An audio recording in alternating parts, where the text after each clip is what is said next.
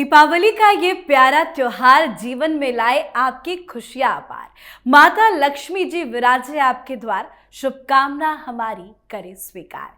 नमस्कार, capital TV देख रहे हैं आप, मैं हूं आपके साथ पूजा। हमारी टीम की तरफ से सबसे पहले आप सभी को दीपावली की ढेरों शुभकामनाएं।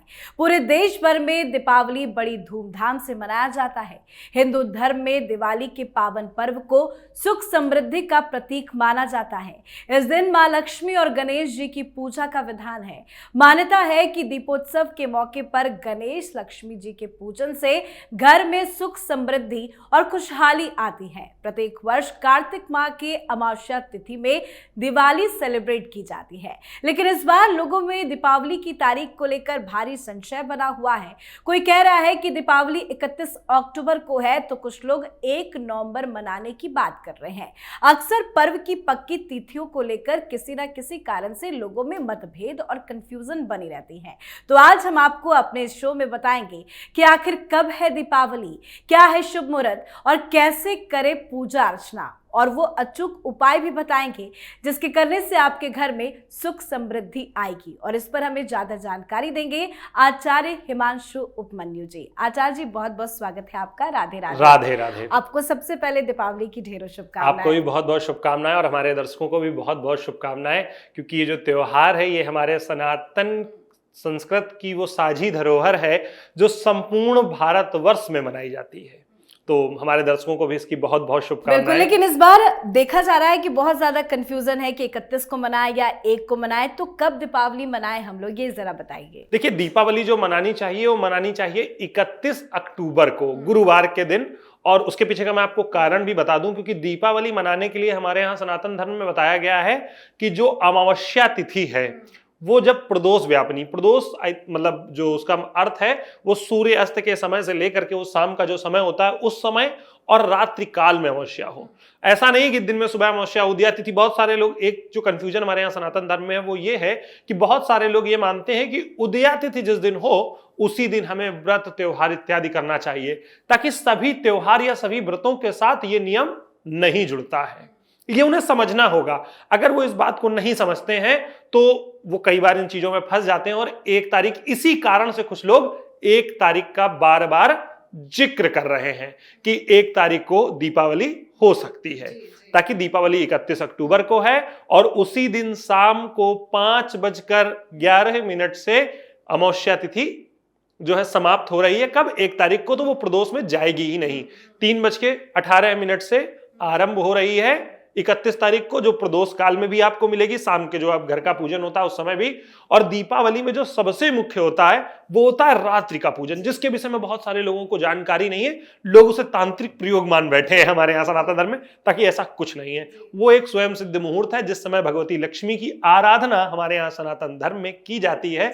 लक्ष्मी जी को सिर्फ अपने घर में रखने के लिए कि माता जी हमारे घर में आए और विराजें और हमारी जो है समृद्धि का कारण बने। मतलब 31 तारीख को हम लोग दीपावली मनाएंगे। तो आपने तारीख बता दी, शुभ मुहूर्त क्या है, किस वक्त पूजा अर्चना करनी चाहिए? देखिए, इस बार दीपावली में जो सबसे बड़ी समस्या है वो शुभ मुहूर्त की है। हाँ, मुहूर्त, दिन की समस्या तो लोगों के सामने थी, लेकिन मुहूर्त की समस्या जो है ब्राह्मणों के सामने खड़ी हो गई कि किस समय पूजन करना चाहिए, क्योंकि इस बार मुहूर्त ही नहीं है।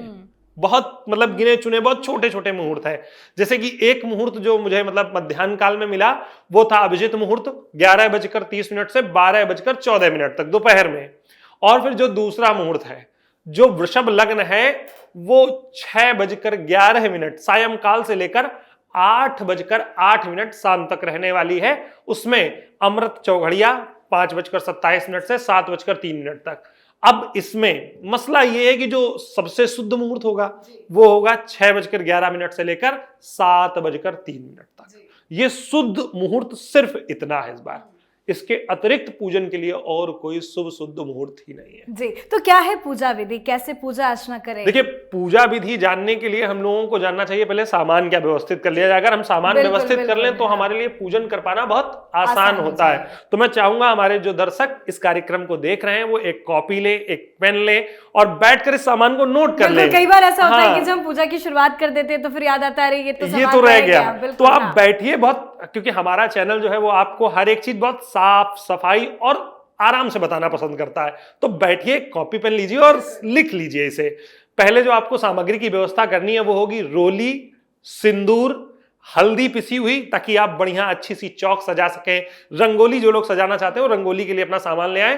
कपूर, लौंग, इलायची, जनेऊ, धूप बत्ती, सुपारी, रुई, इत्र, कलावा, चावल, घी, पंचमेवा, लाल कपड़ा, आसन के लिए दियालियां और सकोरे। इसके साथ ही अब बात कर लेते हैं विशेष सामग्री की। तो विशेष सामग्री होगी कमलगट्टा, कमल के पुष्प, कंजा, मझीट, गोमती चक्र, कौड़ी, एकाक्षी नारियल, सुपारी के फल। और जो भोग के लिए सामग्री लानी है वो भी नोट कर लीजिए, क्योंकि ऐसा ना हो कि भोग ही छूट जाए जो भगवती को समर्पित करना है लक्ष्मी जी को। तो भोग के लिए आपको लाना होगा गुड़, खड़ी धनिया, शरीफा, अनार और दूध की बर्फी, क्योंकि साथ में गणेश जी का भी पूजन होना है। तो गणेश जी को विशेषतया समर्पित करने के लिए दूर्वा, सिंदूर और कमल पुष्प, और भोग के लिए लड्डू, केला, गन्ना और कैथा। ये जो हो गई वो सामग्री हो गई। अब पूजन करने की व्यवस्था ये है कि हमें जब लक्ष्मी जी का पूजन करना चाहिए तो हमें एक लक्ष्मी जी के लिए आसन बनाना चाहिए। जो आसन अष्टदल का बना हो, जिसमें 8 कमल के पुष्प, 8 कोने हो, और बीच में जो है लक्ष्मी जी विराजित होनी चाहिए। चारों ओर दीपक होने चाहिए। उन सभी कमलों के कोने पर एक एक दीपक निर्धारित है, उनमें बीच में लक्ष्मी गणेश, और वहीं पर रखकर उनका पूजन करना चाहिए। पूजन की प्रक्रिया जैसा कि मैंने बताया, लाल रंग का आसन भी चाहिए, पीले रंग का आसन भी चाहिए, और उसके बाद उनको स्नान कराकर, उनको जो है वस्त्र पहनाकर, जनेऊ इत्यादि पहनाकर, रोली, चंदन, पुष्प, सिंदूर, कमल पुष्प इत्यादि सभी कुछ समर्पित करना चाहिए। उसके बाद भोग लगाकर उनकी आरती करनी चाहिए, क्योंकि आरती किए बिना, पुष्पांजलि किए बिना और परिक्रमा किए बिना कोई भी पूजन पूर्ण नहीं होता है। और उसके बाद जब सब पूजन कर ले तो आपको चाहिए कि क्षमा प्रार्थना जरूर कर ले। क्यों? क्योंकि हमारे यहाँ सनातन धर्म में कहा गया है, क्षमा बड़न को चाहिए, छोटन को उत्पात। तो हम सभी तो छोटे हैं ही भगवती के लिए, उनके बालक हैं। तो अगर हमसे कोई अपराध हो गया हो, कुछ भूल हो गई हो पूजन में, तो उसके लिए क्षमा जरूर मांग लेनी चाहिए। और अगर आपसे बात करें कि किन किन चीजों का हमें ध्यान रखना चाहिए, वो जरा बताइए। देखिए, लक्ष्मी पूजन को लेकर जो हमारे यहाँ एक बहुत बड़ा मतलब जो है, दीपावली को लेकर एक विस्मरण है कि भगवान राम का राज्याभिषेक हुआ है, भगवान राम लौट कर आए तो जो है लक्ष्मी गणेश का पूजन किया जाता है। कि ऐसा नहीं है। भगवान विष्णु ने उस दिन भगवती लक्ष्मी और अन्य देवताओं को दैत्यों के यहाँ से बाहर निकाला और उन्हें जो है स्वतंत्रता पाई उन्होंने उस दिन। इसी कारण से उनका उस दिन पूजन होता है।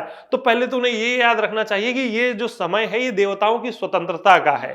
तो आपको चाहिए कि आप अपने परिवार को और अपने आप को स्वतंत्र रखें, ना कि जो है बांध करके रखें। हाँ, दूसरी चीज जो एक बहुत खास, बहुत बार जिसका जिक्र किया गया, पद्म पुराण, ब्रह्म वैवर्त पुराण, कई जगह पर जिक्र किया गया कि इस दिन जो लोग वृद्ध हैं, बच्चे हैं या बीमार हैं, उनको छोड़कर बाकी लोगों को प्रातः काल से लेकर सायं काल तक भोजन नहीं करना चाहिए, व्रत में रहना चाहिए। व्रत रहना चाहिए। हमारे यहाँ एक बड़ी विविधा है कि दीपावली में व्रत रहने की कहीं व्यवस्था का कोई जिक्र ही नहीं करता है, ताकि इसका दोनों ही पुराणों में, चाहे मैं पद्म पुराण का जिक्र कर लूं या ब्रह्म वैवर्त पुराण, दोनों ही जगह हमारे यहाँ इस व्रत के विधान को बताया गया है कि जब आप सायंकालीन पूजन कर लें तब ही भोजन करें।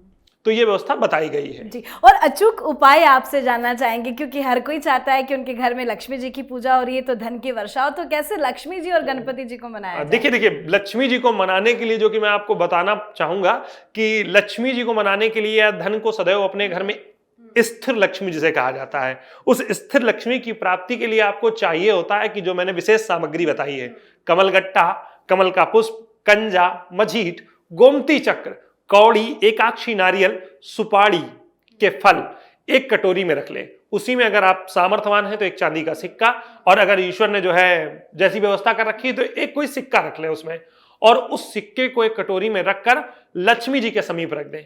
एक सुंदर सा बिस्तर सजाएं। जब आप पूजन कर लें, रात्रिकाल हो जाए। जब रात्रिकाल का मेरा अभिप्राय यह है कि रात्रि के कम से कम 12 बज चुके हैं जी। दूसरा तीसरा प्रहर जब आरंभ हो, तब जो एक बिस्तर, सुंदर सा आसन बिछाइए उनके सोने के लिए, उसमें तकिया लगाइए, और जो भी आपके पास सामर्थ्य हो उस प्रकार की तकिया लगाइए, और अच्छे से उसमें लक्ष्मी जी को लिटाइए, या फिर वो आसन खाली छोड़ दीजिए सुंदर सा सजाकर, और वहीं पर यह सामग्री रख दीजिए। ऐसा करने पर कहा जाता है कि लक्ष्मी जी जो है उस रात में सभी के घर विचरण करती हैं, और जिसके घर सुंदर सेज, सुंदर बिस्तर सजे मिलते हैं उसके घर विश्राम करती हैं। जब आपकी ये सामग्री उनके पास होगी तो वो इसे मंत्रित करेंगी, इसमें अपना आशीष देंगी, क्योंकि आप तो वहां बैठे नहीं होंगे। तो इसी सामग्री को जब अगले दिन सुबह हो जाए तो एक लाल कपड़े में बांधकर थोड़ी सी उसमें जो भोग में आपने लगाया है खड़ी धनिया और गुड़ थोड़ा सा रखकर आपको लाल कपड़े में बांधकर अपने लॉकर में रख लेना चाहिए, अगर आप अपने घर में लक्ष्मी जी को स्थिरता के साथ रखना चाहते हैं तो। जी आचार्य जी, एक चीज और आपसे समझना चाहेंगे कि बहुत सारे ऐसे लोग हैं जो दिवाली के दिन घर पे नहीं पहुंच पाते। हालांकि लोग कोशिश तो करते हैं कि घर परिवार के साथ ही दीपावली का त्योहार मनाएं, लेकिन जो लोग अकेले हैं, घर परिवार के साथ दीपावली नहीं मना रहे हैं, उनके पास ये सारी सुविधा उपलब्ध करना बहुत मुश्किल हो जाता है कि बहुत अच्छे से अपने माता पिता के साथ या अपने परिवार के साथ पूजा करें। जो लोग सिंगल है, अपने घर से दूर है, अगर जल्दी पूजा करना हो तो वो कैसे करें? एक शॉर्टकट विधि बताइए। तो एक शॉर्टकट विधि यही है कि उन्हें जो है जो भी खील गट्टा खिलौना इत्यादि जो भी उन्हें लाना है वो लाएं, और लाकर सिर्फ जो है जल से आचमन कराएं। जो भी वस्त्र माले इत्यादि एक ही दुकान में मिल जाते हैं वो उनको पहनाइए, और दीपक जो है चारों ओर उनके 8 दीपक रख लीजिए जलाकर, और अपना जो है एक दीपक प्रधान सामने की ओर रख लीजिए, और उसके बाद जितने आपको दिए जलाने हो वो रख लीजिए, भोग लगाइए, दीपक जलाइए और लक्ष्मी जी को मना लीजिए। जी, कोई ऐसा जप मंत्र जिसकी आराधना और पूजा करनी चाहिए? जी बिल्कुल, अगर आपको स्थिर लक्ष्मी की बहुत अधिक कामना है, जीवन में लक्ष्मी उपासना, बहुत लक्ष्मी चाहिए, बहुत जो है लक्ष्मी जी की आवश्यकता है, तो हमारे यहाँ उस रात्रि में, जो मैंने आपसे कार्यक्रम के स्टार्ट में ही एक जिक्र किया था, एक रात्रिकालीन मुहूर्त होता है जिसका समय इस बार रहने वाला है 12:39 से 2:53 तक रात्रि में। उसमें से विशेष जो होगा वो 12:39 से 1:29 तक का समय होगा, जिसमें आपके लिए चीजें बहुत जल्द सिद्ध होने वाली होंगी। तो आपको उस समय में चाहिए कि श्री सूक्त का पाठ करें। बाकी आप सिर्फ ओम ह्रीम लक्ष्मी नमः भी जप कर सकते हैं। अगर आप सिर्फ इतना भी जप करेंगे तो भी लक्ष्मी जी आप पर प्रसन्न हो जाएंगी, क्योंकि मैंने कहा ना, क्षमा बड़न को चाहिए छोटन को उत्पात। तो आप अगर कुछ भी करेंगे, कहते हैं ना, उल्टा नाम जपत जग जाना, वाल्मीकि भय ब्रह्म समाना।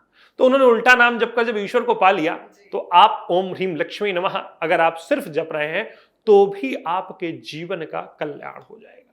और बाकी अगर आप चाहते हैं तो श्री सूक्त का पाठ करिए, कनक धारा का पाठ करिए, जीवन में लक्ष्मी वर्षा से कोई भी, और मुझे लगता है कि वो बहुत ही कम ऐसे लोग होंगे जिन्हें धन की कामना नहीं होती है। हर किसी को लक्ष्मी जी चाहिए, लेकिन बहुत सारे लोग ऐसे भी हैं जिनके पास धन तो आता है लेकिन धन टिक नहीं पाता, इधर उधर बेफुजूल के खर्चे हो जाते हैं, लक्ष्मी जी नहीं रह पाती है। उनके लिए क्या अचूक उपाय आप बताएंगे? उनके लिए अचूक उपाय के तौर पर जो चीज मैंने एक बताई कि उन्हें ये सामग्रियां एकत्रित करके एक जो है कटोरी में भरकर लक्ष्मी जी के आसन के पास रख देनी चाहिए। अगर वो उन चीजों को वहां कटोरी में भरकर रख देते हैं, और मैंने जैसा कि बताया एक सिक्का जरूर रखते हैं, और उस सिक्के को वो वर्ष भर अपने घर में बांध कर रखें, जब अगला वर्ष आए तो यही प्रक्रिया उन्हें दोबारा करनी है। अगले वर्ष से वो जो धन उनका बार बार खर्च हो जा रहा था, स्थिर नहीं कर पा रहे थे, तो वो धन रुकने की प्रक्रिया, संचित धन की, धन जो एकत्रित कर पाने की व्यवस्था है उनकी बहुत अच्छी हो जाए। जी, आपने बहुत सारी जानकारी दी, लेकिन चाहूंगी कि जाते जाते आप जो कुछ और बताना चाह रहे थे हमारे दर्शकों को, वो बता के जाए। देखिए, हम लोग दीपावली पर बात करते हैं बहुत सारी चीजों की, कि कहां से आरंभ हुआ, कब से आरंभ हुआ, कैसे आरंभ हुआ, परंतु एक बात को लेकर आप सभी हमेशा उल्हाना सुनते हैं। किस बात का? कि सनातन धर्म में त्योहार में जो गरीब है उसे अलग कर दिया गया और जो अमीर है उसे अलग कर दिया गया। हमारे यहां सनातन धर्म में व्रतराज में एक व्यवस्था बताई गई है कि दीपावली के अगले दिन जो परेवा होती है, उस दिन एक खेल रचा जाता है। उस खेल को, जैसे कि आप देखते हैं कि रस्सी खींचने का खेल होता है, कुछ वैसा ही खेल रचा जाता है। उसमें एक तरफ राज परिवार होता है और एक तरफ उस राज्य का सबसे जो है कमजोर परिवार होता है। एक तरफ गरीब लोग होते हैं और एक तरफ राज परिवार। और कहा जाता है अगर उस खेल में राज परिवार जीत जाए तो वर्ष भर उस राज्य के ऊपर विपदाएं आती हैं, और अगर वो निर्धन परिवार जीत जाए तो वो राज्य वर्ष पर्यंत सफलता को पाता रहता है। हमारे यहां सनातन धर्म में ऐसी बहुत कहानियां, बहुत चीजें बताई गई हैं जो शायद कहीं लुप्त प्राय हो चुकी हैं।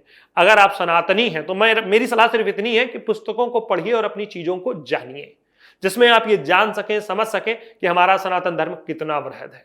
दीपावली का त्योहार सिर्फ अमीरों का नहीं, हर व्यक्ति का त्योहार है। लक्ष्मी जी सबके घर आती है, किसी के लिए घर कम तो किसी के घर ज्यादा स्वरूप में। तो जाइए, उनका पूजन करिए, उनको मनाइए। जो आपके घर के भंडार खाली हैं वो लक्ष्मी जी की कृपा से भरते चले जाएं। जी, आपने बहुत अच्छी जानकारी दी। राधे राधे, बहुत बहुत राधे राधे। धन्यवाद।